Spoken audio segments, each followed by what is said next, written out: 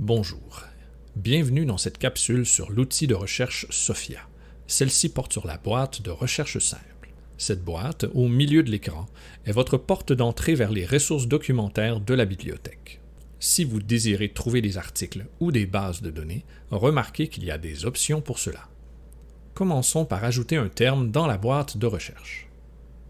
Sachez que l'outil de recherche Sophia ne tient pas en compte les signes diacritiques comme les accents, pas plus que les majuscules. Par exemple, même si j'ajoute un « i » majuscule, le nombre de résultats demeure inchangé. L'opérateur booléen par défaut entre deux termes est le « et », ce qui signifie qu'en ajoutant des mots, le nombre de résultats diminue. Aussi, l'outil de recherche Sophia gère une liste de mots vides, comme des articles et des pronoms.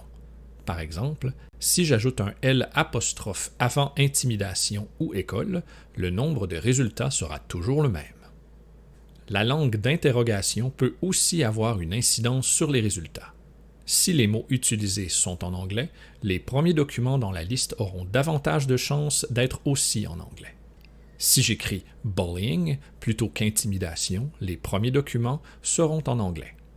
Ensuite, il faut savoir que la recherche simple interroge les champs suivants: titre, auteur, éditeur, sujet, note, collection, lieu de publication, année de publication et numéro de série.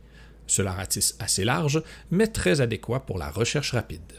Les éléments de recherche avancée et de recherche experte feront l'objet d'autres capsules. Merci.